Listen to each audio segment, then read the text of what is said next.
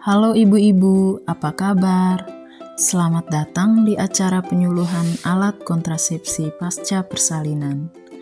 Saya Bidan Afra, saya akan menjelaskan tentang metode kontrasepsi pasca persalinan yang sesuai. Apa yang dimaksudkan dengan KB pasca persalinan? KB pasca persalinan adalah upaya pencegahan kehamilan dengan menggunakan metode atau alat atau obat kontrasepsi segera setelah melahirkan hingga 42 hari atau 6 minggu setelah melahirkan. Mengapa KB pasca salin sangat penting dan sangat dianjurkan? Yang pertama, masa subur kembali antara 4 sampai 6 minggu setelah melahirkan.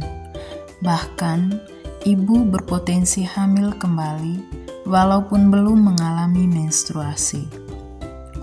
Ovulasi pertama pada ibu nifas yang tidak menyusui rata-rata 45 hari setelah melahirkan. Selain itu, jarak kehamilan yang terlalu dekat bisa menyebabkan komplikasi pada ibu maupun janin. Oleh karena itu, ibu perlu ber-KB pasca salin agar dapat mengatur jarak dan merencanakan kehamilan berikut yang sehat. Keluarga pun dapat fokus pada kebutuhan anak yang baru dilahirkan. Apa saja tujuan atau manfaat ber-KB pasca persalinan? Yang pertama, menurunkan angka kematian ibu. Yang kedua, menurunkan angka kematian bayi. Yang ketiga, mencegah kehamilan yang tidak diinginkan. Yang keempat, mencegah terjadinya 4T, yaitu terlalu tua atau hamil di atas usia 35 tahun, terlalu muda, hamil di bawah usia 20 tahun, terlalu banyak atau melahirkan lebih dari 3 kali, dan terlalu dekat atau jarak melahirkan kurang dari 2 tahun. Yang kelima, menciptakan keluarga bahagia dan sejahtera. Metode kontrasepsi non-hormonal yang pertama, metode amenore laktasi atau MAL, merupakan metode KB sementara yang mengandalkan pemberian ASI eksklusif tanpa pemberian makanan atau minuman apapun kepada bayi selain ASI. Mekanisme kerja utama adalah dengan cara mencegah pelepasan sel telur dari ovarium atau mencegah terjadinya ovulasi atau kembalinya masa subur. Metode ini memberikan keuntungan di antaranya tidak memberi beban biaya kepada keluarga, memiliki efektivitas tinggi, tidak mengganggu hubungan seksual, bayi mendapat kekebalan pasif, ASI sebagai sumber asupan gizi yang terbaik, mengurangi perdarahan pasca persalinan, dan meningkatkan hubungan psikologik ibu dan bayi. Bila ibu sudah mengalami menstruasi, dapat dipertimbangkan untuk menggunakan metode kontrasepsi yang lain. Alat kontrasepsi non-hormonal yang kedua adalah kondom. Kondom adalah alat kontrasepsi untuk mencegah kehamilan dan juga penularan HIV atau infeksi menular seksual. Kondom berbentuk selubung atau sarung karet yang dipasang pada penis saat melakukan hubungan seksual. Kontrasepsi ini selain mencegah penularan HIV dan infeksi menular seksual, juga tidak mengganggu produksi ASI, harga terjangkau, dan tidak ada efek samping hormonal.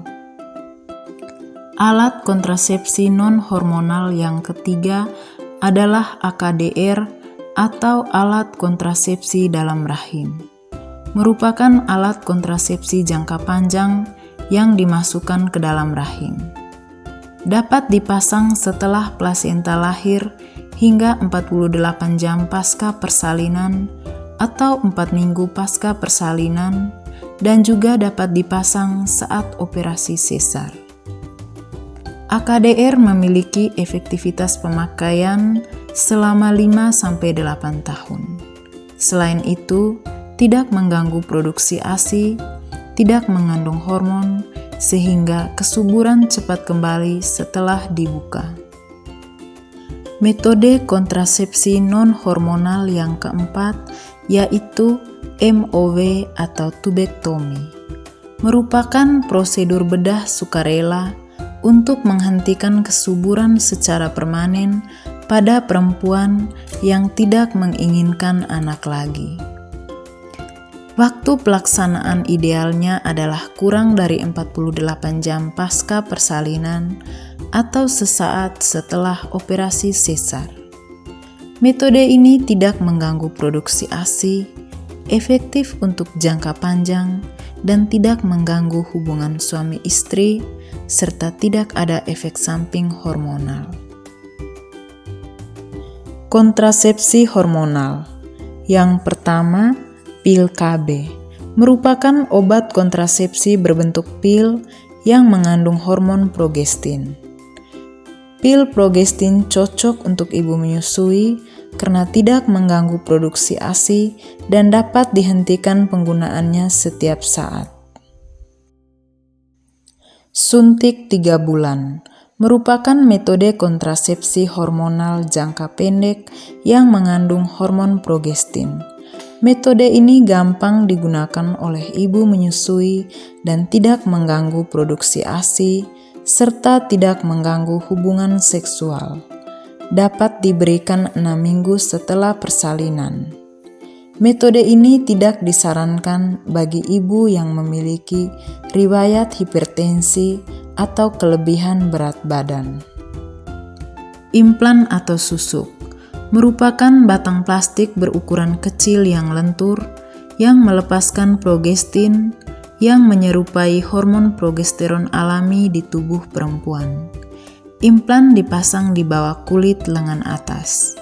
Memiliki keuntungan mencegah kehamilan dengan sangat efektif, pemakaian jangka panjang untuk 3 tahun, tidak mengganggu hubungan seksual dan produksi ASI, kesuburan dapat segera kembali setelah implan dilepas, dan juga mengurangi nyeri haid.